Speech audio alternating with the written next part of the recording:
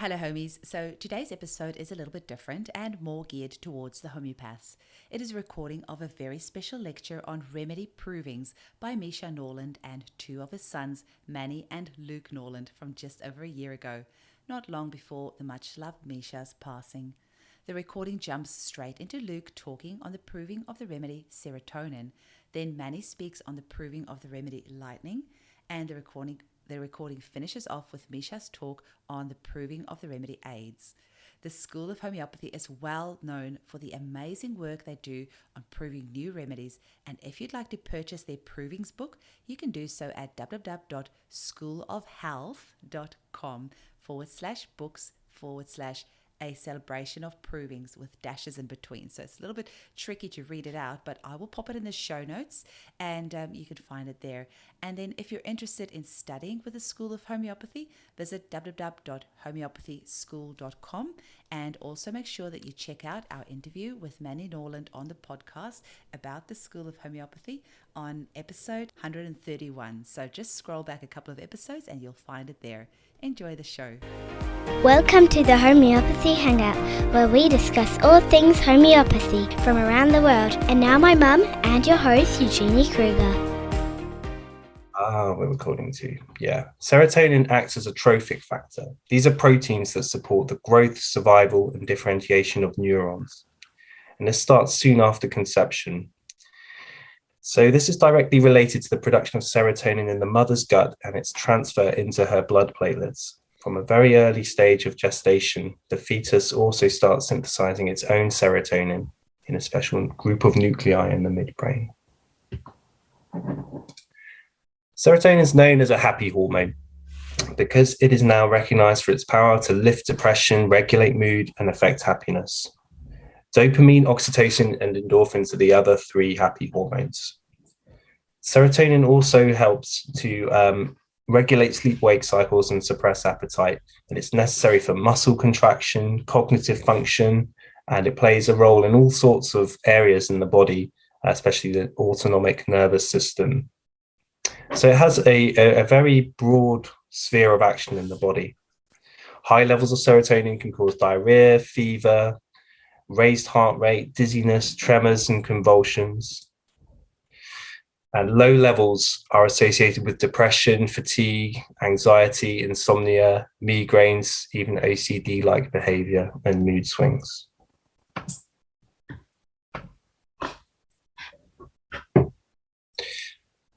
So most of the body's serotonin is found in the gastrointestinal tract, where it regulates bowel function, as well as reducing appetite while eating.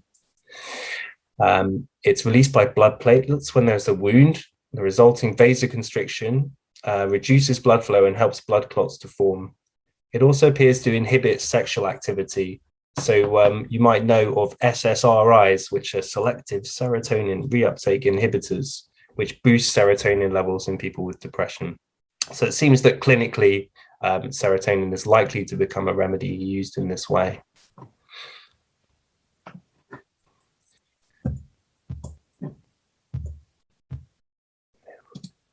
So it's also seen in some insect processes in roles similar to the human central nervous system, such as memory, appetite, sleep, and behavior.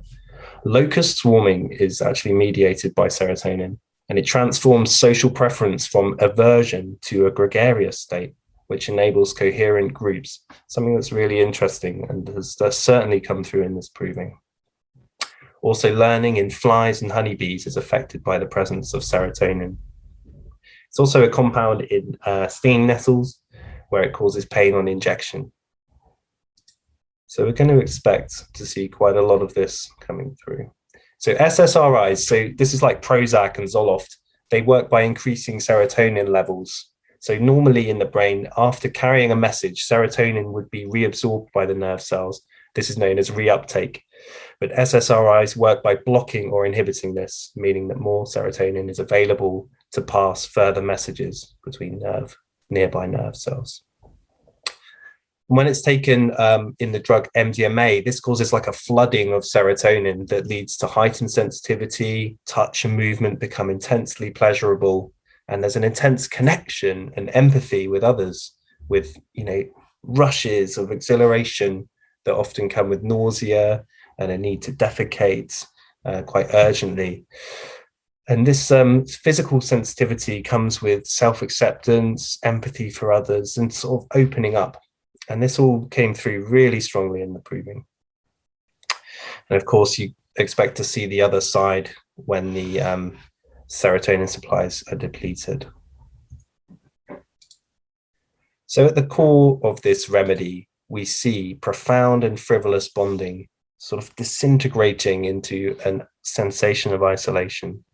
There was extreme boiling heat and freezing ice that came through almost straight away on taking the remedy, actually. It was a very fast-acting remedy. And the core of the proving really was reflected in one sort of sensitive prover. And they talked about connection as running like a golden thread throughout the proving.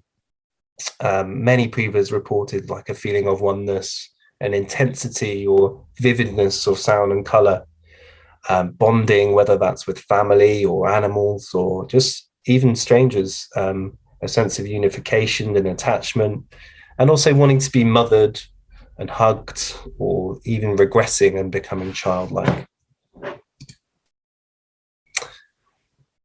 So when you've got this sort of strongly bipolar nature in the remedy, and it's like when there's connection, there's enhancement and aliveness and oneness. And this was sort of brought about in this strong delusion of being an angel and protecting, like wings folding out and protecting the tribe, which is really interesting. So this sort of person who might need serotonin there's going to be a connection to the divine there, or some sort of spiritual aspect there. They're going to want to bring joy and laughter and hugs and connection all the time. And when that goes away, there's rejection, unloved, withdrawal, and detachment. So this is the Mappa Mundi from the book. You can see the main thrust of the remedy. The dynamics are between fire and air, or heat and cold, or spiritual and isolation, connection and disconnection. So at the kind of fire end of the spectrum, we see sensations of giddiness and frivolity and out of control silliness. It was raucous. The proving was, succussing the remedy was just absolute hilarity within the group. There was a sort of joke that was unspoken, but that the succussion process looked like the act of masturbating, and it got everyone in hysterics. And that just sort of carried on like a roller coaster ride through that evening. And then, of course, the disconnection, which followed, was like wanting to sit on the sofa and do nothing, speak to no one, not do any housework. Everything was such an effort, irritable, rock bottom, disconnection, isolation, and unloved. So with this low serotonin level is the insecure position and the sense of rejection, and a real desire for bonding just for the sake of connection rather than necessarily sexual.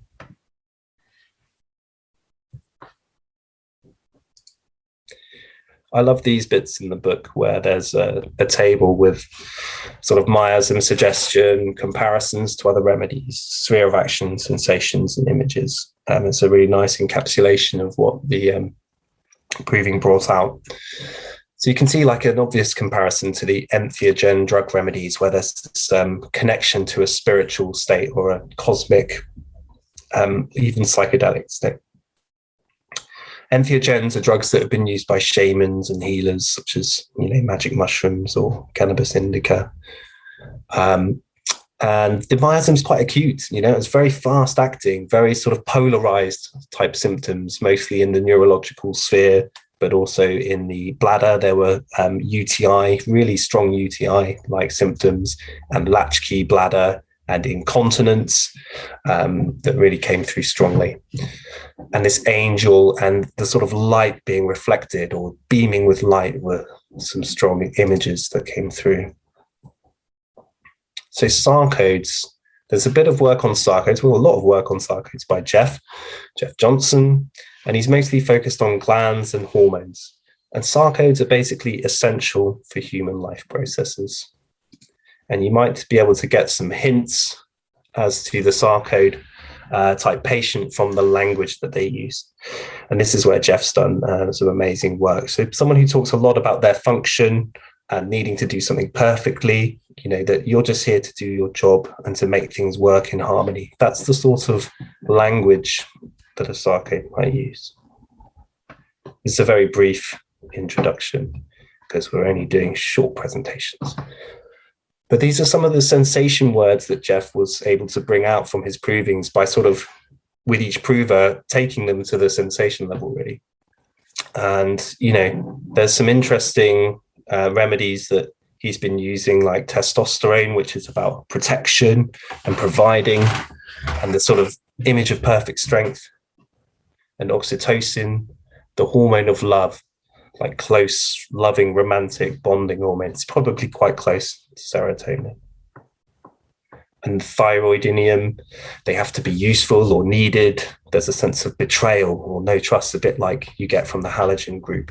Of course, iodine is part of the thyroid physiologically. So what comes through with serotonin? Let's have a look at some of the rubrics in the mind section. So there's this need to be strongly attached, and also a polarity around nurturing, whether it's for cuddling, nurture, desire for, or aversion to her own children as well. There's this nice delusion that he was again an adolescent, this idea of regressing back to a childlike state, feeling of vulnerability, but conversely, like the delusion surrounded being by friends, one of the cannabis indica symptoms there. And of course, delusions, not even angel seeing, but that he became an angel, that she had wings that enfolded the tribe. And there's loss of emotions in a big way, and the feeling of cut off.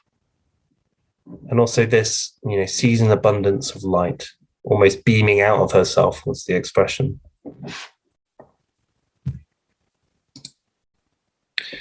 There's a need to protect, and there's a sort of dual theme around responsibility. On the one hand, giving it up, and on the other, really wanting to nurture children and being connected to family.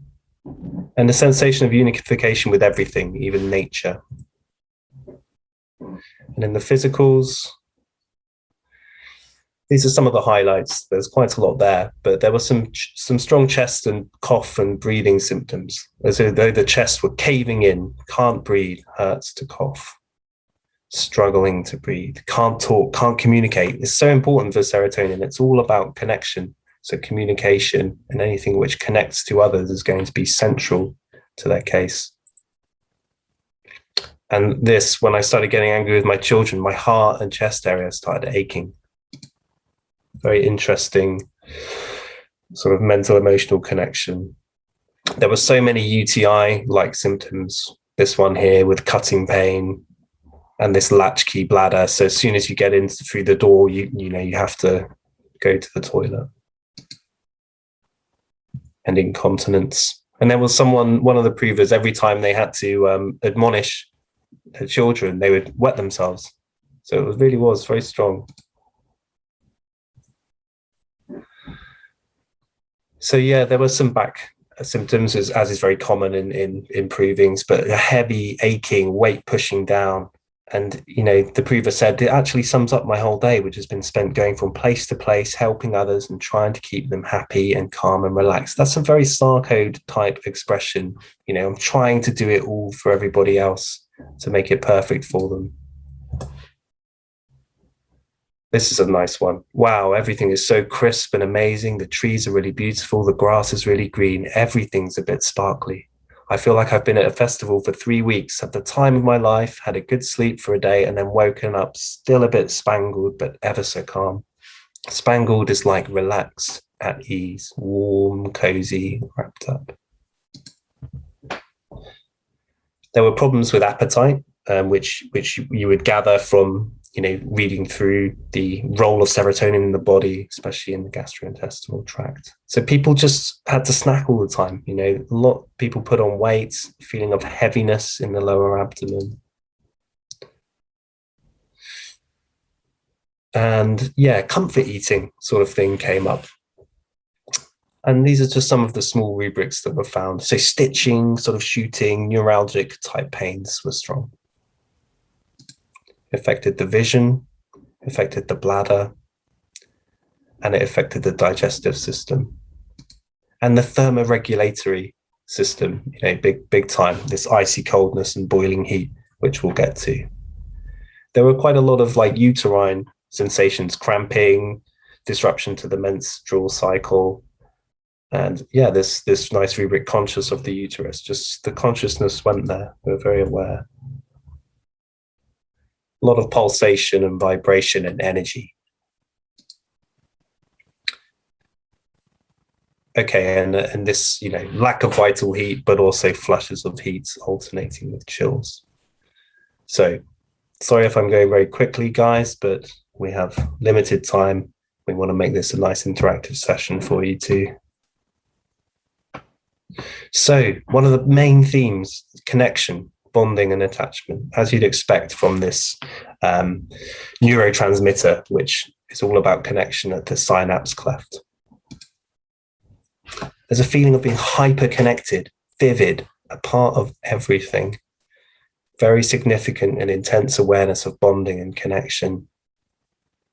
My little girl is beyond attached to me. She won't go to school, touching my skin constantly. Pure attachment. The Prevas felt connected very deeply with one another, holding hands, hugging and touching. There's this nice rubric that he's taken a love drug. It was just like that. Intoxicated with love. Warm, cozy, loved and safe, inclusive atmosphere, as if invisible barriers had been broken down. We were all loved up, draped over each other, physically and emotionally connected. When I came back inside, I felt disconnected.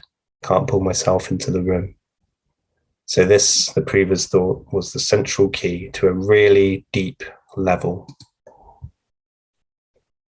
So perhaps if you see a case and you use Mapamundi and it's all fire, air, polarity, connection, disconnection, spirituality, or unloved and isolated, maybe this remedy comes to mind. So disconnection, the polarity. This was the night of taking the dose. Preva woke at 3:33, felt so desperately low, crying, an overwhelmed feeling that everything was fucked and wouldn't ever be better. There was a feeling that wanted to cuddle, but so alone, nobody was there.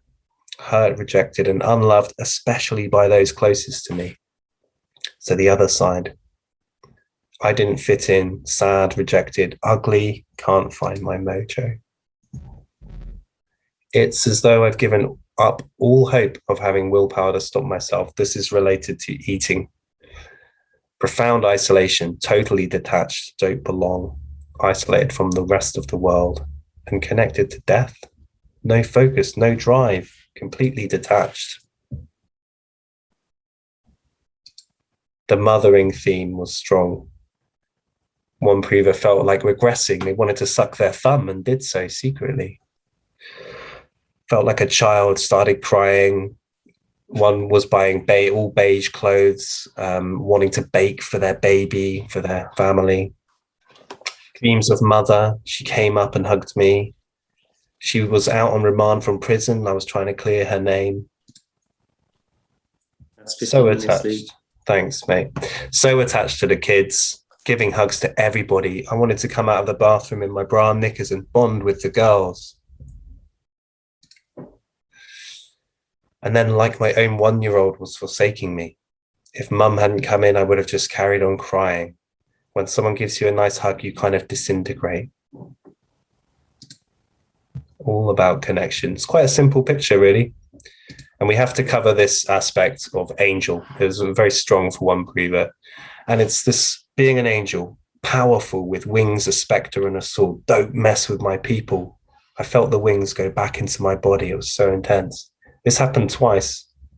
And the second time, she was holding everybody, enfolding them in the hall, in love, in light, and in safety. And this Preva didn't want the proving to end. You can sort of imagine why. She felt that she is light, the light is coming out of her, and that I'm somehow glowing. that people can see and recognize this in me, and that I see it reflected in them. It was as though my heart had been cracked wide open and the light was beaming out as if I was glowing. The water systems of the body were very affected. A lot of crying, a lot of weeping, as though I was channeling the sadness of the whole world through me. But it felt cleansing. And here we see all the bladder and UTI-like symptoms and uterine symptoms that I mentioned already. I'll share this presentation with you so you can read up on it to a greater extent. Affecting the menstrual cycle, period pains for 3 weeks, but with no period. And also burning in the uterus, which I've never had before. Frivolity, it was big in the start of this proving. At the end, I felt high as a kite leading up to the big reveal, but then the whole thing felt like an epic come down. Desire to giggle, laugh at nothing, hysterical laughter. This happens quite a lot in provings, but it was very marked in this one, very marked. This is the feeling of being spangled after Glastonbury. Spaced out, high and giggling. And then the other side, like a raging meltdown. I don't give a fuck what the world thinks. Had a complete and utter meltdown, didn't want to speak to anybody. Things build and explode, incandescent with rage, could easily break into a tirade of abusive expletives and want to fight everyone. Don't like myself as a person. Felt unsupported, lost your mojo, you're your own worst enemy. Where I'd normally be empathetic, I just don't give a fuck. Cursing. And then we have this heat, cold, icy fire polarity. It's as though the uterus was on fire, alive, active, and full of energy.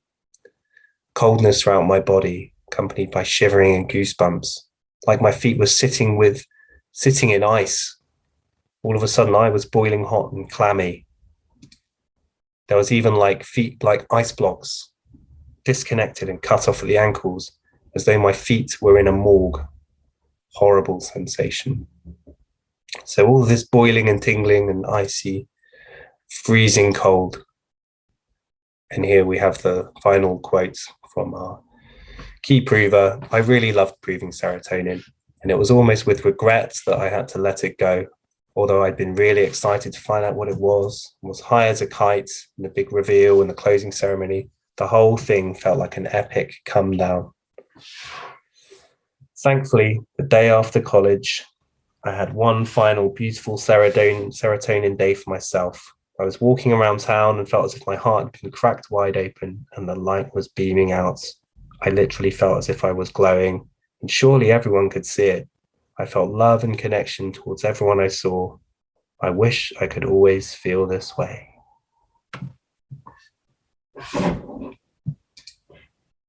Okay, that's it. Thank you very much for your attention.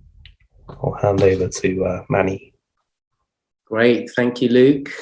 Nice one to start with, and fantastic remedy. For any of you that have tried ecstasy, then you've probably had a little flavor of the loved up serotonin feeling and that kind of mummy connection.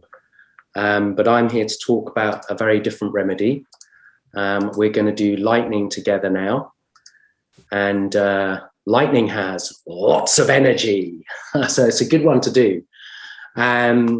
So how did we do lightning? Well, lightning was done by using fulgurite, and I'll tell you a little bit more about fulgurites in just a moment. So Misha and I did the lightning proving in October 2013, and there were 10 provers. And we were given the fulgurite by a friend of Misha's that lived in Arizona, and they were out walking on their horses. They were with their horses, and they wanted to have some kind of purpose to their journey into the desert. So they would go into the desert specifically looking for fulgurites. So fulgurites are specifically when the lightning hits the sand, And when the lightning hits the sand, it's 1,800 degrees. And it's so hot that it melts the sand, it melts the silica of the sand and causes a blob. And this picture I'm showing you here is about 3 or 4 centimeters across. And this is the actual fulgurite that we used for the proving. And Misha and I immersed that in, I think it was vodka or ethanol, and did an immersion proving. And then that was used to make the tincture that was then run up into 30C. This is another fulgurite. And this type of fulgurite happens when the lightning hits the sand and then continues down underground and creates this kind of crystalline formation under the ground.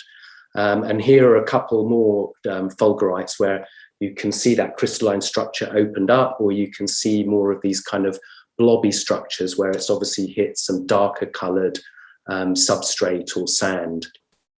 And so you're getting the energy of the lightning frozen in the sand.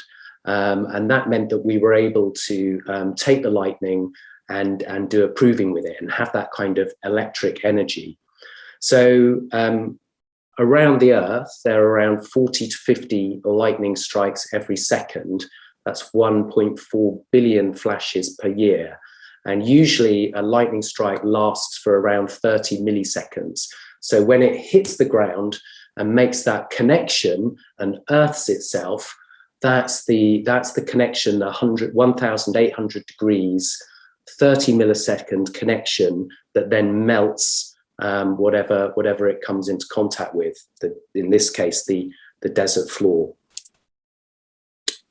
And here's another one where rather than hitting sand, it's hit a rock and has melted the rock.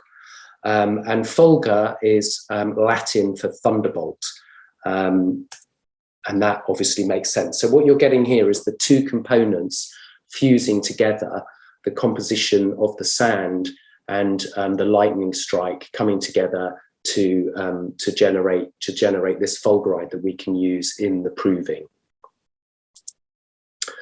And we also know that lightning is discussed a lot in religion, and many cultures use lightning in their depictions of religion, striking down from the gods. And of course, before lightning was scientifically proven to be coming from the clouds, people thought it was coming from the heavens, and perhaps we'd been doing something bad, or perhaps God was showing their power and was striking the earth down. And also in Greek mythology, Zeus is carrying a lightning bolt, and he would use his lightning to bring justice and mercy to those, as the powerful leader, the powerful God, the God of gods. So another sort of sense of punishment and foreboding.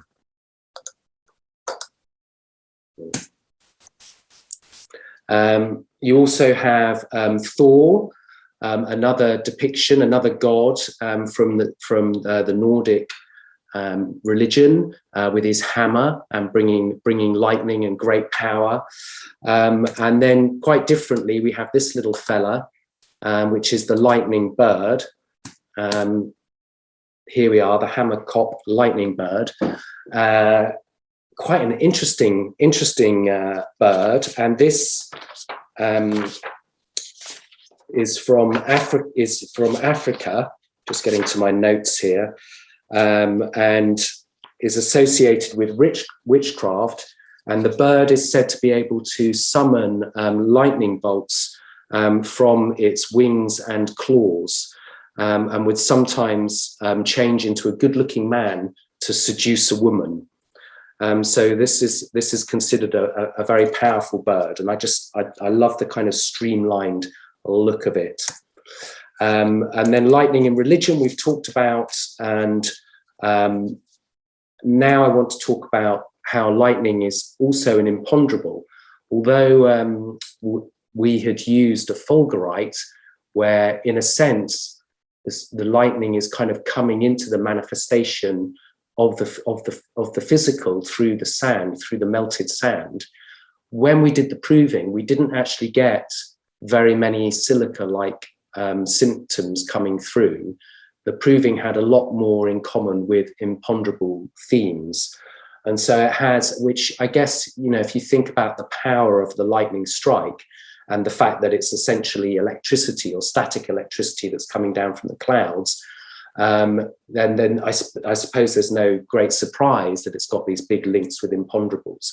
So you can see in the remedy, sorry, I'm having trouble going backwards and forwards on my slides. It keeps jumping. Yeah, so like other imponderables, like moonlight or sunlight or magnetism, electricity, it had things in common with those. So if we have a look at imponderable overview,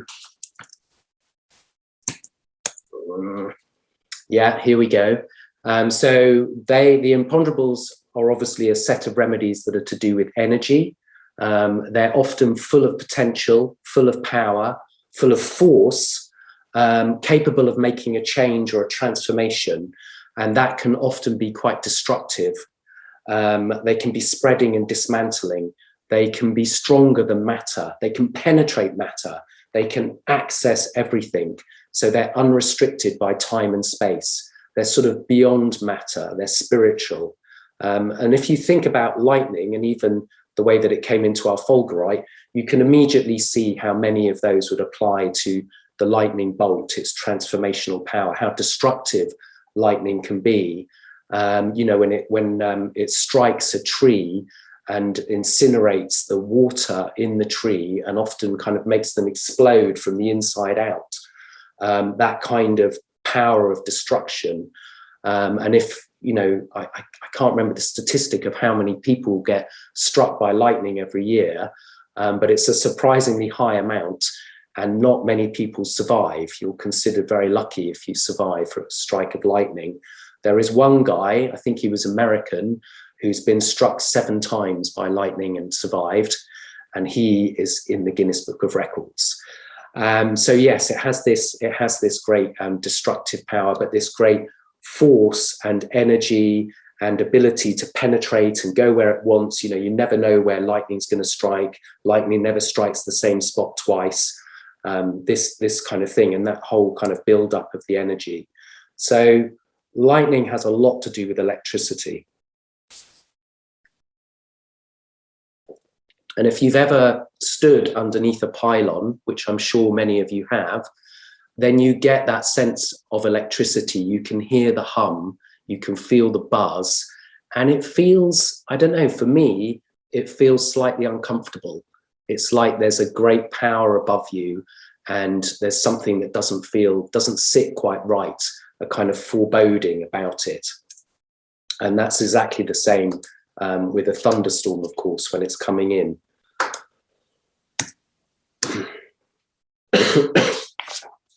So static electricity is when you get a buildup of electricity in different materials. And we've probably experienced this ourselves when you're wearing plastic soled shoes and you're rubbing around on a carpet, and then you go and touch some metal and you immediately earth yourself and you get a little static shock. So in a way, that's a miniature version of what's happening with lightning, with the static buildup of electricity in the clouds.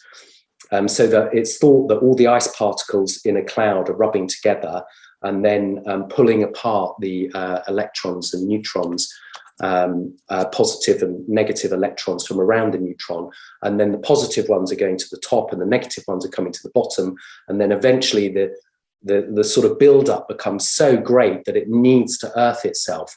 And it can earth itself either by flashing in amongst different clouds or flashing down towards the earth to the nearest object, like a tall building or a tree.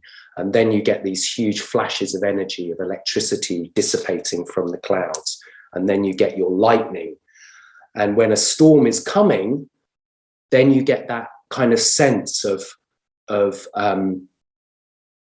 something building up.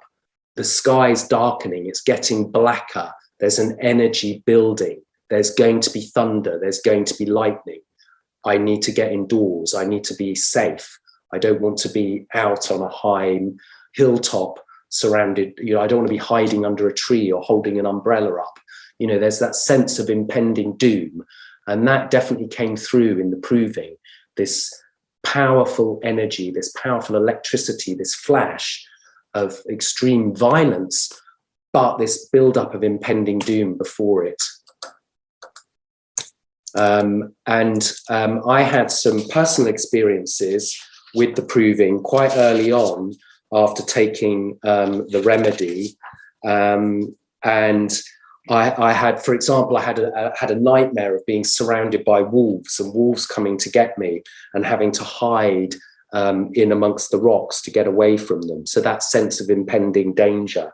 I also had a dream of being at the top of a very tall staircase and having to come down all these stairs to get down to earth. But it was really good fun, and I was bounding down these stairs and I was looking forward to getting to the bottom. I had another dream of walking through long, long corridors and feeling claustrophobic and held in, like the channel or the tunnel of lightning coming down. Another dream of somebody stalking my wife and this kind of sense of impending danger. So these are all common. I've also been electrocuted several times. I like doing my own DIY and electrics, and I have electrocuted myself because I take risks. I'm a bit of a risk taker, so I don't switch off the fuse box. I play around in a light switch and sort things out. I should go and switch off the fuse box, but I don't. So on occasion, I've had a little electric shock, and I don't know whether any of you have had that. But it's a really interesting feeling. I'm not advising it, by the way. It's very dangerous, but it's a really interesting feeling. The whole of your body gets this incredible jolt, this incredible zap of energy. And it feels, I kind of left feeling like all my atoms got straightened out and put into sync and kind of tidied up. But also it's incredibly painful, but kind of exciting. And so all of that is kind of bound up in the proving as well. So let's have a look at some of the proving themes. Of course, we've got this electricity and energy. So people were waking up in the night and feeling full of energy. People were having trouble sleeping. People were not bothered by having trouble sleeping because they had so much energy. So they were getting lots of things done. They felt buzzy. They felt energetic. They felt unable to sleep. Mostly it was kind of a positive energy. It wasn't like an insomnia. It was kind of almost a good thing. But then along with that came this obliteration and violence of anger, which, if you think of the lightning bolt striking and all that power and energy coming down, that ability to obliterate and to take something out. So one prover said, it feels like there's too much power in this proving. It's too hot to handle. I can't sit with it. I don't know how to discharge the energy. I'm not sure if it's positive or helpful. I'm worried that it's too raw and unstable. And I mean, isn't that just amazing explanation of lightning when you don't even know you're proving lightning? Somebody else said that they were unusually aggressive, full of furious anger, constantly exploding. So those types of symptoms coming through.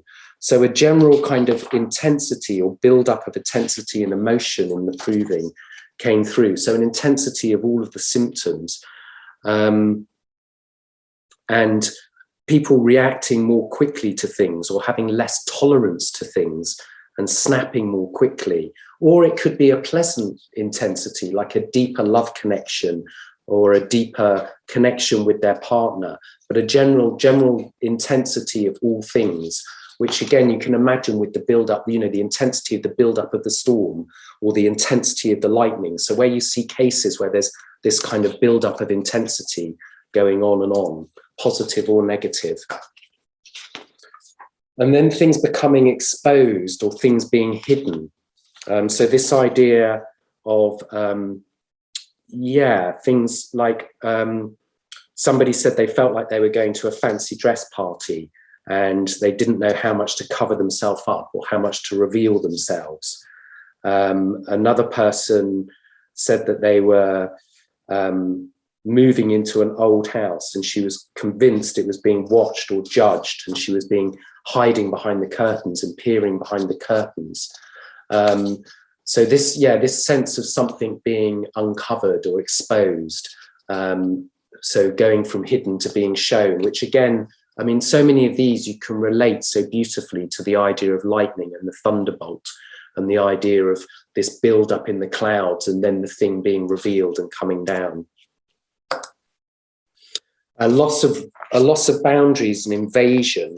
So of course, not surprising at all. The lightning, you don't know where it's going to strike. It's kind of random. It could hit anything.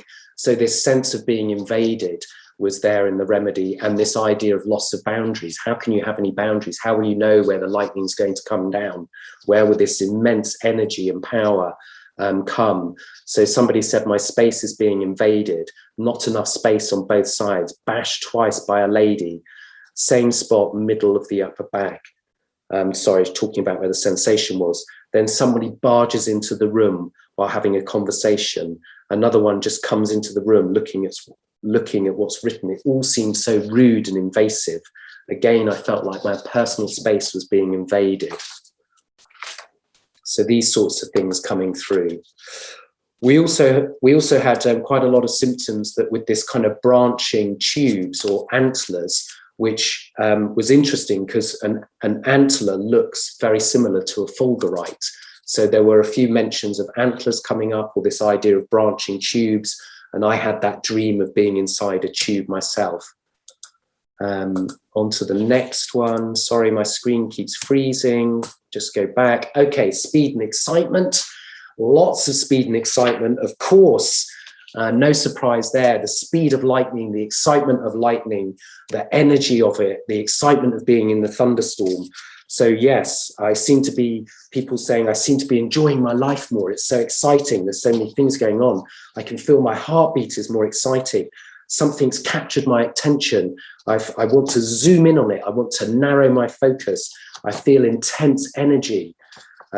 Life is such fun. I have a desire for doing exciting things.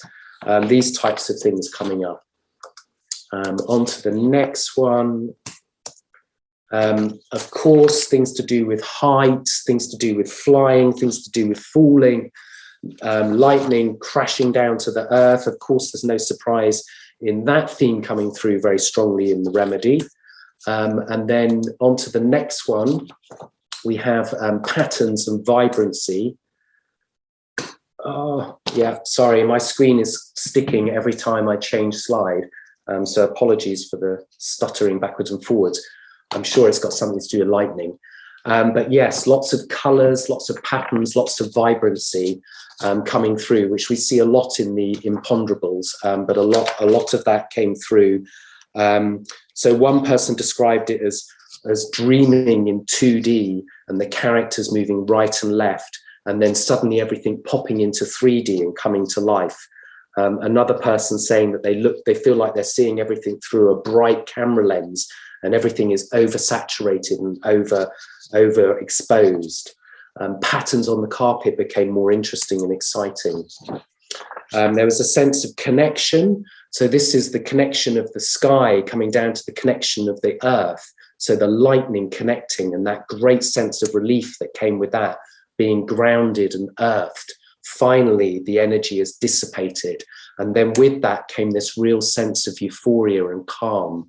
So after the connection, the grounding, then the euphoria, then this lovely feeling of being out in nature, of an overwhelming, elating feeling, generally feeling good, of having the excitement taken away and being left with the calm.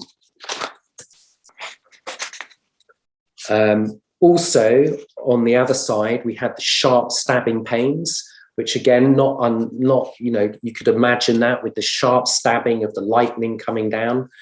So not surprising. And then this kind of blunt, instinctive stuff coming through, where people are just like, no, I don't want to do that. I'm not going to do that. I don't want to do the social niceties. I don't want to be bothered. I want to do what I want to do. It's not about being alone. I just don't want to do what you want to do. I want to do it my way. and push through. So that came through as well. And then I guess with the kind of, like, I associate this at both ends of the proving, like at the beginning with the kind of build up, if you imagine the build up of the clouds, the kind of darkness, the kind of depressiveness of that. But then also after all of the release, this kind of depression and sadness, this kind of dark side to the proving, falling into this kind of black mood, and linking that into the black clouds. And then crying, people crying when they're talking to friends, people crying during the proving, not really understanding why they're crying, that coming through too. And I guess for me, I'm always looking like, how can I link the symptoms of the proving back to the signature? So I think of the rain clouds that come with the thunder and the lightning, and the water and the crying that comes with that. And then here we have the Mappa Mundi from the book. So we've got in the center there, we've got penetrated and stalled. And then at the top of the fire axis, we've got all that explosive electricity, the flying, the high, the vibrant, the color, the vertex, the God stuff, and then coming down, penetrated, obliterated, falling down to the air side, that kind of lonely, abandoned, and then over to earth, the grounded earth side, and then on the water being in the flow. And then where water and earth meet, you get that kind of happy, faster side of lightning, the connection, the buoyant, the chatty, the social. And then on the darker side, where earth and air come together, you get the melancholic picture, being distanted, being not bothered, being distracted, being detached. And then also in the book, we have these little charts, which Luke showed you for serotonin as well, which give a really nice overview where you can see all the related imagery, sensations, and of course, sphere of action for lightning, not surprising to see it on the nerves and to do with vision and the eyes. And so for me, I can kind of put the story of the themes together with this kind of thing coming down from the top into the vertex, this like hot pressing that came through in the proving. Then this speed of excitement builds up with the energy and the vibrance, the intensity. And then it's like this feeling of being blocked up in tension, like this thing is building and building. And then the sudden release of energy, the sudden release of violence, the falling down, the loss of boundaries, the invasion, the connection is made to the earth. And then, it's connected. But then there was the stabbing, there was the violence, there was the anger. And then after all of that, the disconnection is felt, the lull of the excitement, the lack of industry, the sadness sets in, the slowness sets in. And then slowly, slowly, slowly, the next storm starts to build, the energy builds again, the hot pressing starts to build, the excitement comes again. And so you go round. So that's lightning. I hope that gives you a good flavor of it. I like it because it links so nicely to the signature, and hopefully the energy and the excitement of it came through the presentation, even with my annoying sticky slides. Here's the proving book. You can also access the proving in the proving section of the School of Homeopathy website, where you can download the full report as well. And so that's it. That's it from me. I look forward to any questions that any of you may have once we've heard from Misha. So handing over to you, Mish, for AIDS. Now, can you all hear me? Yes, I've got thumbs up. That's wonderful. Good. Thank you. Well, that was a lot. 2 provings back to back. There's a lot to take in, and I'm going to offer you a third. Wow. I think this is one too many, to be honest. But hey, AIDS was the one that grabbed my attention. It was the urgent remedy to prove in its day. I was not really up for the task, to be honest. But the urgency of the AIDS situation was huge. And so I decided to have a go anyway, and failed miserably. In fact, we tried 2 separate provings that really didn't come out right. And thanks to Jeremy, who has been put me to the proving post, as it were, he had some very good advice to give me. It was that if you don't supervise the provers really well, you won't have a proving. And that's just so true. We as provers need to be heard, we need to be witnessed, we need to be helped to keep notes of what we've experienced, and we need somebody on our case every day while we're going through the proving. And that really does make all the difference. I've tried AIDS proving several times around. I tried it with 2 different potencies and actually with 2 different blood samples. I really wanted to be sure. See, if it's blood of somebody, how much is the individuality of the blood donor? And how much is the result of the infection from the AIDS virus? There's only one way to know, and that's to try it several times. So it was a long labor. But when you give something close attention and really worry on it, you get some pretty good results. It was a real eye-opener for me. The other thing that was a real eye-opener was that I took the AIDS proving on the homeopathy seminar rounds. You remember how it used to be before COVID? Many of us would come up with our proving full of intense enthusiasm for what we've discovered and put it out there for everybody to benefit from. And thus I did in that same mood with AIDS. But something very strange happened. So let me just tell you this story because it actually says a lot about AIDS. And it's also very obvious that it would do what it did. In retrospect, things become obvious, don't they? I came to a stage in I can't remember whether it was Holland or Belgium. It was a large venue, and there were at least 400 participants there. So in the days of big seminars, there were various speakers, and I was one, and I presented AIDS, and I had with me one of the provers who was instrumental in bringing out the proving. She was instrumental because the action on her was curative. She was one of those very lucky people who received a simillimum through a proving. And that couldn't have happened before the proving, was it? So it was a momentous occasion for her, the proving was.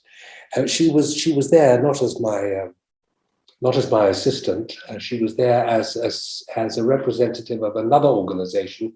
So you could say she was there by chance. So the possibility of her appearing on stage was presented to her in the heat of the moment. Do you want to come and do this with me? Yes, she said.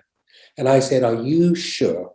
Because you're going to, it's not just your experience of the proving, it's actually your case which is being shown here, because you were the one who got cured of those symptoms. And your case it's frankly the most terrifying, horrifying, worst case of sexual abuse I've ever encountered. I mean, any case of sexual abuse in a child is horrific. But this was just, well, they're all terrible, aren't they? But it was one of those. And she was going to expose herself. I said, are you sure you want to do this? She said, yes, because this is one way in which I can transform an experience which was completely negative into something that has the capacity for positive and for healing.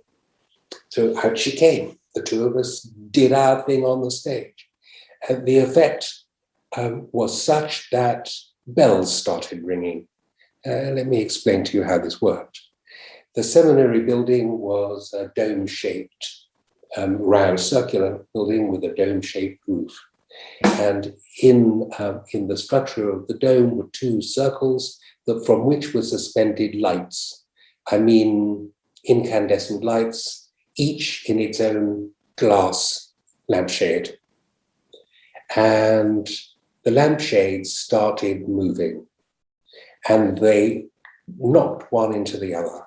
And as they knocked, so a sound was generated. It's a glass sound, quite high, quite shrill, and very unearthly, very eerie sound. And it gained intensity until the whole auditorium was filled with this ringing. And of course, we stopped. We just stopped. That was the end of the show, you could say. Very memorable event. I did say one thing, because I said, hey, listen, I can't go on. This experience is it's too deep, too profound, and to be bathed like this in I can say, all I can think of is grace. To be bathed thus in grace is not an everyday experience. It's just, we'll have lunch now. It's the lunch break. This all seemed very good, but you know what? Nobody spoke about it. They spoke about many things, but not about this. And nobody invited me back to do any more teaching for a couple of years. That's what AIDS did. It has nothing to do with me. It has everything to do with AIDS. Well, that's hardly surprising.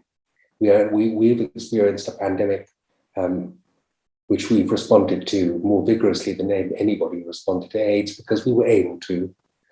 But we know the sense of fear that the disease engenders in us. Well, AIDS was like that, and it was the first one, wasn't it? That we really took hold of. If you have sex, whether you're gay or not, if you interchange fluids, even a kiss might be enough. You could become infected and you could die. And you remember the advertising to take care to wear condoms with gravestones being chiseled with the word AIDS. I mean, we were profoundly affected by this. Don't touch, don't come anywhere near this. It can kill you. It's the Terminator. So it's hardly surprising that that was the response to AIDS, and is central to the idea in AIDS. After all, it brings about the breakdown of your immune defense system, which means that those things that harm you, attack you, bring about your downfall, get in where they should not. Normally, the defense system stands as a barrier and as an intermediary, and that has been destroyed. No barrier. Okay, well, guess what happened at the beginning of the proving? Right at the beginning. People had beautiful images. They said it's like youth, it's like beauty, it's like bubbles bursting, it's like flowers opening. It's like nature in her abundance, inviting you to join in the chorus of delights that is her living, vivacious being. And you know, when you get such an amazing opening, like the grace of, in the seminar, all of that happens, that there's going to be an equal opposite experience, because everything in the manifest world does so through opposition. Light comes with dark, positive charge comes with negative charge, yang comes with yin, etc. So as high as you reach up, so dark you can fall. So the AIDS proving was a like dark one, like every proving is, but with a particular kind of punch. I'm going to try and do some unconventional things here, because I couldn't work out the technology. So the first thing I wrote about AIDS, after, once I had the information in front of me, when we started gathering all the material together, I wrote a little couplet. That's a poetic form. They're 2 lines that rhyme, and they go like this: break the border, merge the clan.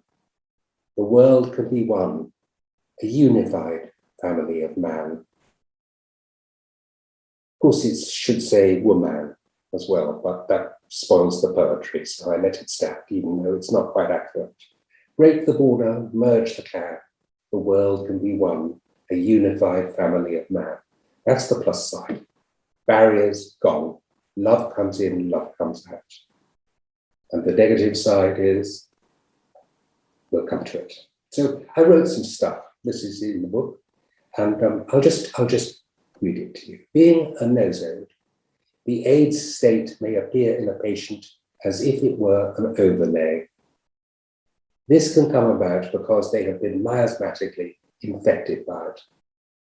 Once this overlay has been removed, the patient may present with a more individualized symptom picture. So this is standard stuff relating to the use of nosodes in treatment. And it makes an assumption, which is that the AIDS state is a miasmatic state.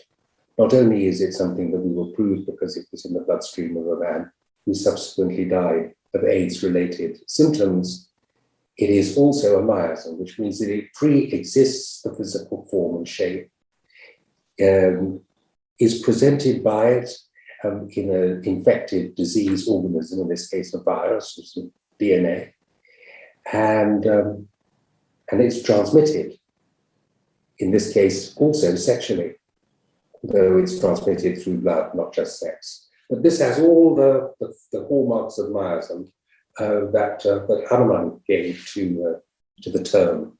AIDS is a miasm. Okay, what's the main presentation? Typically, patients present with weakness and vulnerability. Bad things may happen to this patient because they have an acquired victim consciousness. A major theme is erosion and breakdown of their protection. As this state takes hold, patients may increasingly seek isolation and withdraw into their shell, living like a hermit. They may also fear that others will be contaminated by them. Like untouchables, they feel unclean and ashamed, and that they must be shunned. Their opposite polarity and their state after healing is to feel beautiful and innocent as a child at play in a sunlit garden. Because their wall, shell, protection has collapsed, feelings of unconditional love can flow in and out without hindrance.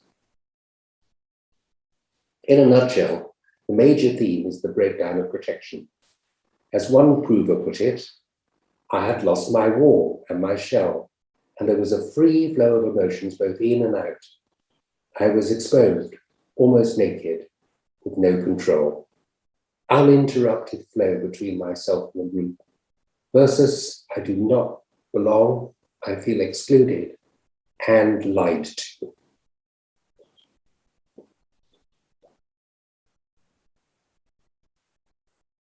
I want to sidetrack for a moment and step out of the text of the book to say that in my opinion, the AIDS state, and therefore the nosode, is very alive and well in the world and has been particularly brought into, brought into manifestation is a pompous way of saying it.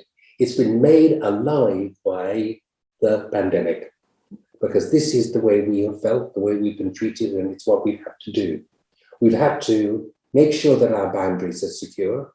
We've had to not touch people and not let them in.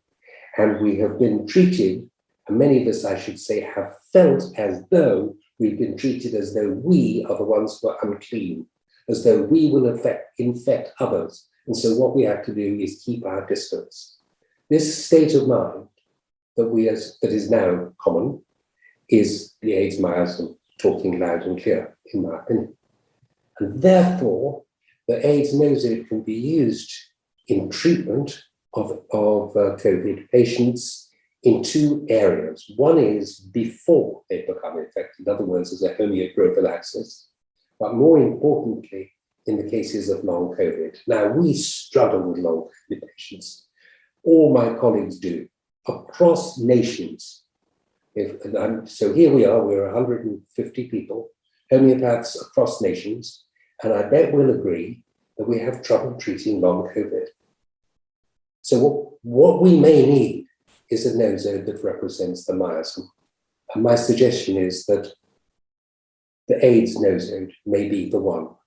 And I just, if you have cases like this, that you have been giving remedies one after another, where the patient has changing picture but no real resolution, in patients that have what seem like ME symptoms, please give it a try. And I'd love you to share your results. Please come back to me, to Manny, to Luke, it doesn't matter. Just say what you've experienced. I'd be really interested to know.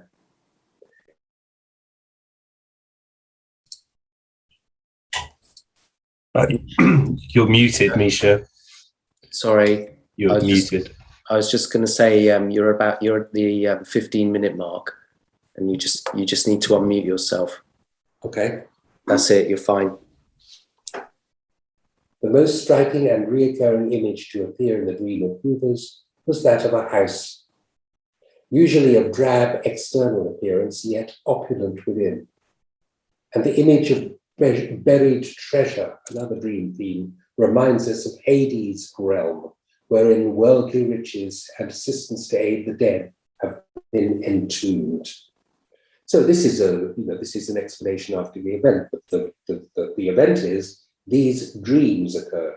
So really frequently, these are the most frequent dreams. In fact, I have never been involved in a proving in which so many provers had the same dream. The dream of opulent houses within, but rather drab on the outside. And the opulence within is, fantastic stairways, great halls, ceilings with chandeliers, and boxes of treasure, this type of thing. I'm going to skip because Manny just told me I've only got another few minutes.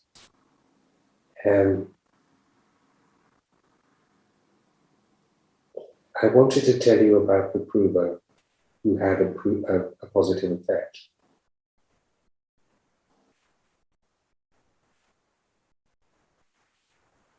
Yeah. She says quite a lot, but I'll just read you an extract. There's another thing that's changed since being a prover of the AIDS nosode. It feels new and strange, which is that I feel better in company, whereas before I would always feel bad in company. Now it feels very painful being away from people and being by myself. I don't throw up when people hug me. It's quite an advantage, actually. It's kind of detrimental to relationships. Yeah, indeed, with an exclamation point. Imagine when somebody hugs you, you throw up. Yes, I used to be very nauseous around touch, and my osteopath really noticed it, that she was able to work with me much more. Before I would have a delayed reaction to the session. Over time, we had found a way of working, but I would still vomit afterwards, maybe even a day later. When I initially did the proving, it was like being given a gift of seeing what is beyond, what is on the other side of all this confusion and terror. Is this what the world could be like? Is this what it's like to be comfortable around people? I feel a bit like a small child. I think before I felt that there was this little child in an adult's body screaming its head off to be heard. That was one of the things I felt I carried, this giant scream around me all the time. I don't have that now. I guess it's the difference between vulnerability and openness. I feel like a more open small child will be able to receive and take things, whereas before I felt completely vulnerable and terrified, making sure that I kept people out, and yet desperately wanting to be in contact with them as well.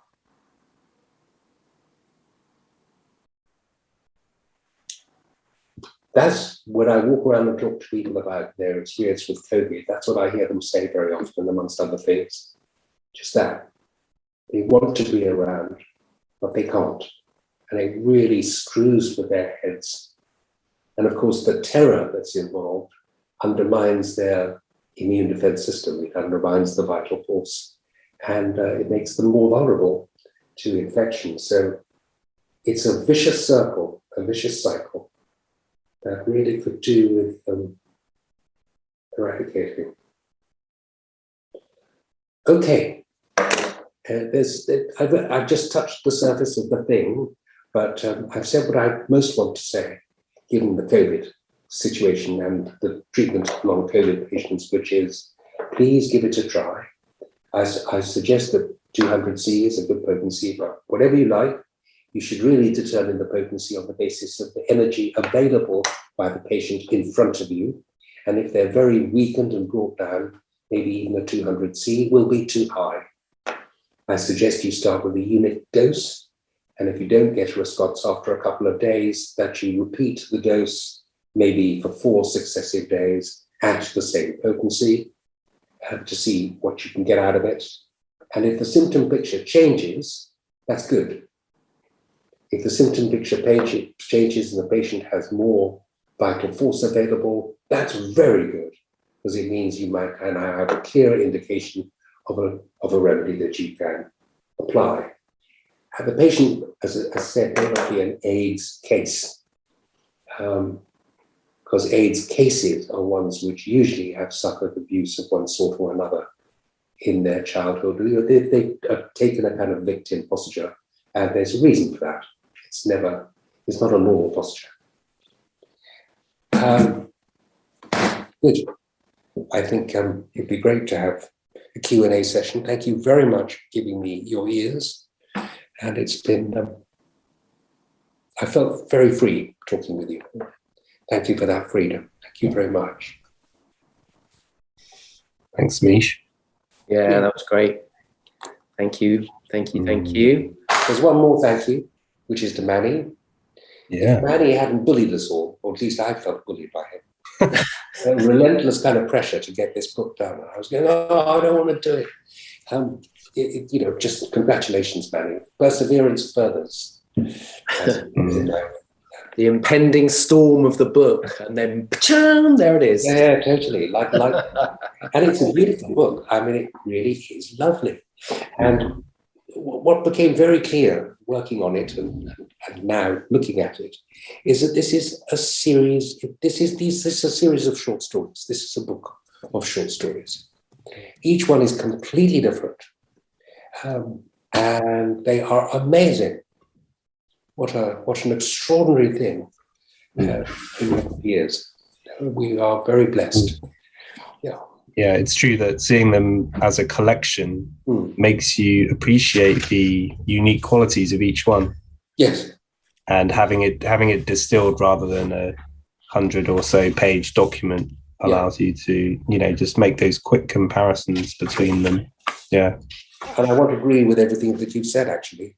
If you read the nutshell, which is page 1, which is just a short statement. It says about oak ball, for instance, it just opened here randomly. These people feel themselves to be ugly outcasts. They have homesickness. They feel like a parasite, but they work very hard to be attractive. Okay, so that's like the key idea. And then you go to the back. You'll have the Mappamundi and the table of comparisons that we were just talking about.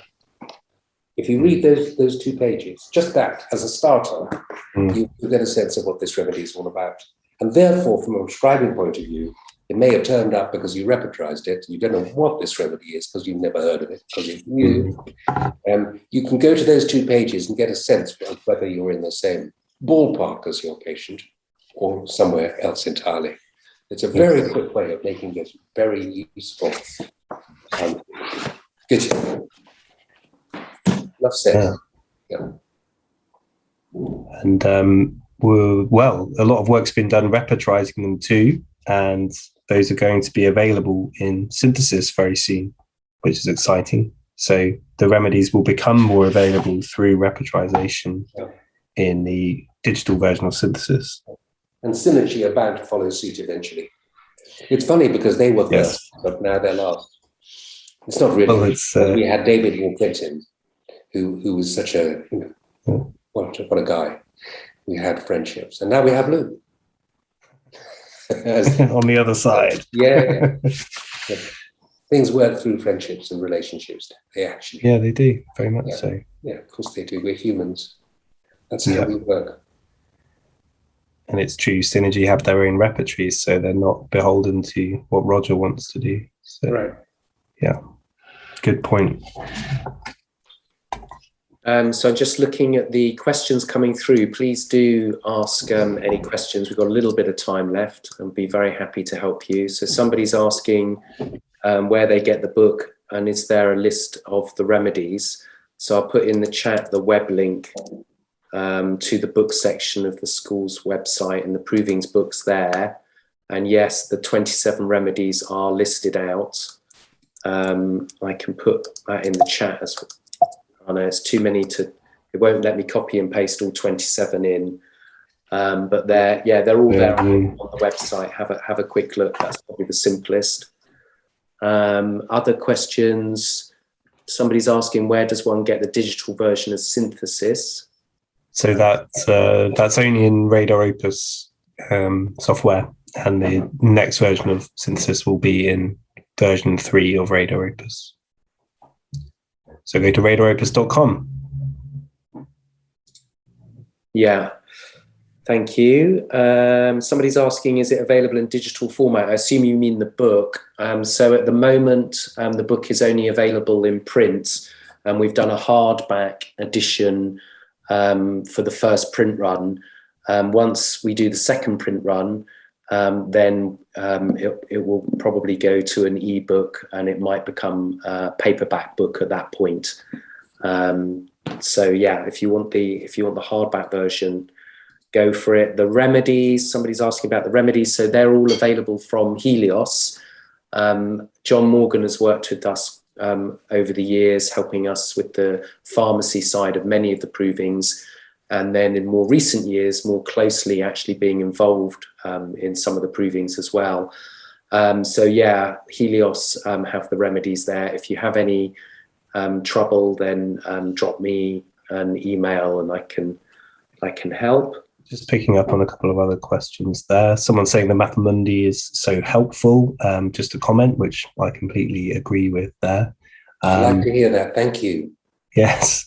There was also something very captivated by lightning. Then there was a question from Aaron about serotonin not being put on the water axis despite all the bladder UTI stuff, which is a totally fair comment. I think the idea with the Mappamundis was to keep them really uncluttered and just sort of displaying the kind of dynamic thrust of each remedy, because it's quite easy to start populating the Mappamundis, kind of overpopulating them. And I think we wanted to sort of show that it's quite a sort of simple polarity in the remedy. So I think that's why we took that decision there. Somebody's asking about the link to the recording. So once the webinar is finished, then the recording will be available on the Zoom platform. And then tomorrow, Jen will put the link to the recording in the Dropbox folder. So if you want to access the recording, then you need to give it at least 24, maybe even 48 hours before clicking on the link, which Jen already provided further up in the chat. So if you missed that, scroll back through the chat now and find that link from Jen. You obviously have to wait for the recording to be processed. It won't work now because it hasn't even finished. Exactly. Yeah, but it has to be converted to MP4 as well. There's a question about why the fulgurite was immersed rather than triturated. Would you like to comment on that, Misha? I can answer that one. Thanks to Peter Tamanello. It's obvious that if you put a thing in a pestle and mortar and grind it, it alters its structure somewhat. I mean, putting it in water and shaking it about means that its energy goes into the water and the water acts as the transference medium. It seemed a more sensible way of doing it, very simply. Also because the structure is amorphous, given that it happens so quickly. Yeah. And yeah, Peter's published a book where he looks at there's only 7 types of crystalline structure that can be formed naturally, and amorphous is the last one. So you actually capture the essence of the structure by keep preserving it in that way. Yeah. And you when Jeremy did diamond and he put it in a pestle and mortar and ground it, the question was, what went into the lactose when it was ground? Was it diamond or was it the pestle and mortar material? Well, that's an aluminosilicate, and it's very soft compared to diamond. So clearly it went in. So just, it's a good example of how this is not the best way to do it, actually. But the whole issue is one to get wonderfully tangled up in, because it's all energy, It's not the material. The information is transmitted through other channels. We can get wonderful results in homeopathy by giving remedies that aren't made by pharmacy. You need the remedy. You don't need the pharmacy done the way it's done. There are other ways of doing it. It doesn't even need water, in fact. So just saying. There's a correlation, someone speaking about the correlation between the AIDS remedy and long COVID. They're saying, I seem to recall a scientific paper published early on during the pandemic that some of the protein of the COVID virus included AIDS signatures. This must be referring to Luke Norland. It is, yeah. So, morphologically, they're amazingly similar. Yeah. There's another question as well, Misha, to you, I think. In long COVID, should AIDS be the sole remedy, or should it be administered alongside a remedy that the patient is presenting? The latter, but I suggest doing it alternatingly rather than alongside, because you'll get more of an understanding of what's actually happening if you don't give them simultaneously. There's a question here about the picture of serotonin seems to have huge polarities. True. Did most provers display both polarities, or some one and others the other? Good question. In time, did it change? That's the most common thing that happens. Yes. In time, it goes from plus to minus or from minus to plus. The person who hates it straight away. Yeah, but in serotonin, I think the time factor of the change from one to the other was quite rapid, right? Yeah, I think so. I think most people experience both sides at some point. But yeah, I think there was more like happy, giggly highness than the sort of, people who had maybe been in a depression before found that came back. That's what I would say. That was certainly touched in them. Yeah. Provers take a single dose of 30C. So we have the remedy in the room as a tincture. Nobody knows what the remedy is apart from the proving coordinators. And then the students, along with the equipment that John Morgan brings, basically take it in turns, running the tincture up into a 30C potency. And then one drop of the 30C is put onto some pilules. And then anyone in the group that wants to take the remedy is then invited to take the remedy. And that's kind of when the proving officially starts, when everybody's taken their dose of the remedy. And then we usually go into a meditation then, just to experience the first moments of the proving together, and then have a brief chat about what came up in the meditation, if anyone wants to share. And then that's it. We all go away for a month and keep detailed diaries, and then have a chat. With our supervisors involved in the creation of the diary. Absolutely. On a daily basis. Yeah. And lots then of zooming goes on. Yes. And the proving these days, There was no zooming in the days of serotonin. Someone actually put a nice comment at the start, making that connection that it happened, shortly. All that connection and love happened shortly before all that was taken away by lockdown. A few months before. Someone else is saying, it's Leoba asking if there's any cases like for people with hormone irregularities that have been treated yet with serotonin. But as far as I know, it's not been used.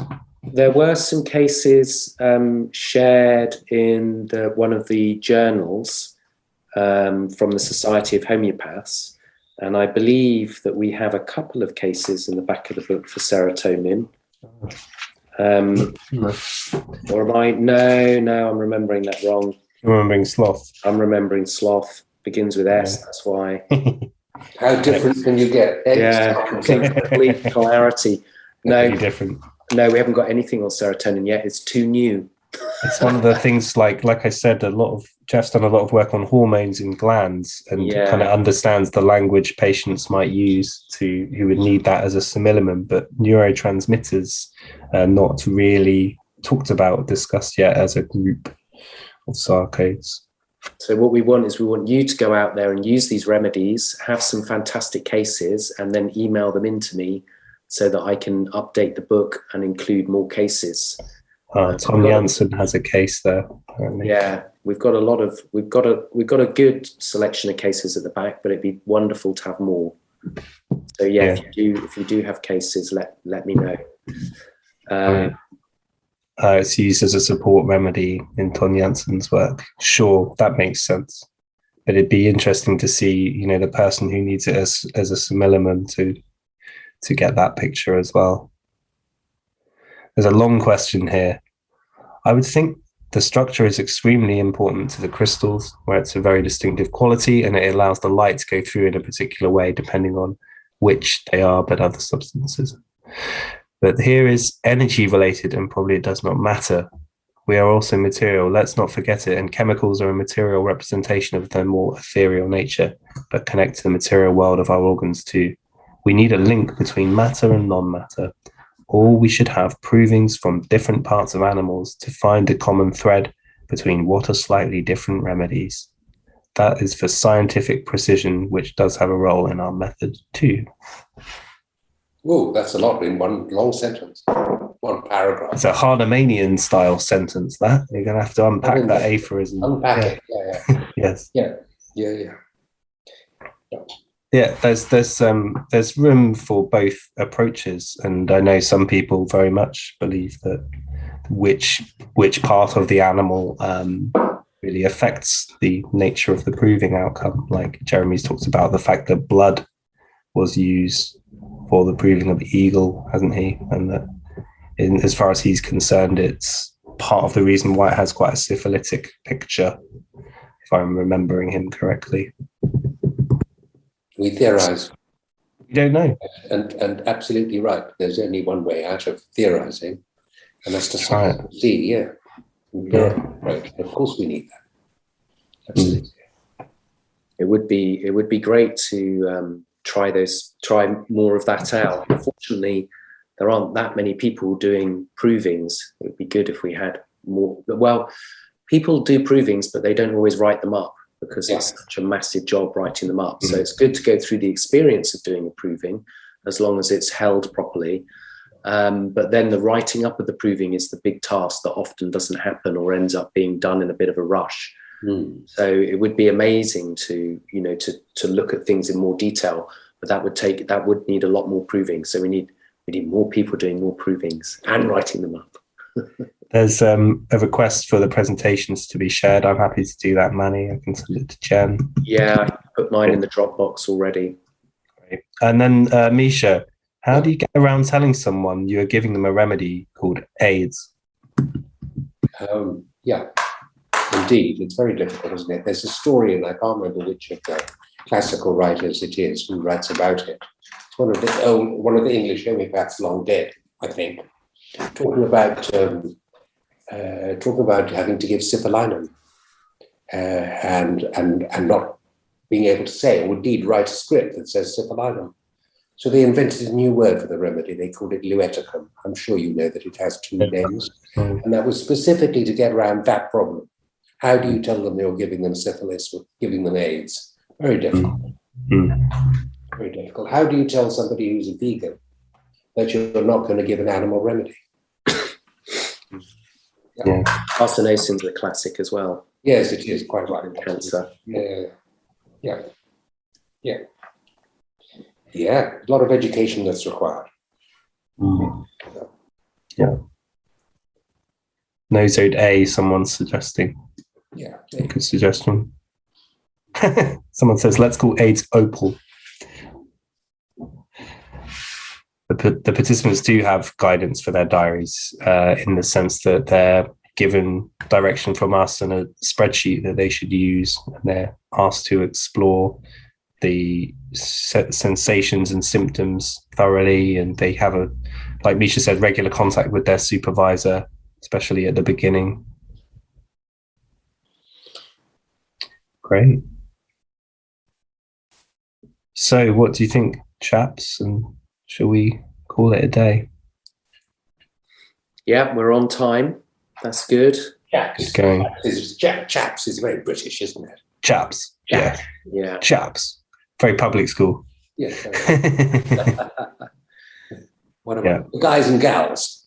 Guys and gals. Guys. Yeah. So everyone, it's been fabulous having you. It's a great turnout, and I hope you've enjoyed it. Maybe we'll look to do something else again in the future with another 3 remedies. I'll have a chat to Misha and Luke and see. But it's been fabulous sharing these 3 remedies with you and telling you a bit more about the book. And it's been lovely seeing you all and getting together. So thank you for your time, and have a fabulous evening, afternoon, or morning, depending on where you've connected in from. And thank you. Thanks, everyone. Waves all round. Bye, everyone. Bye. Thank you. Namaste.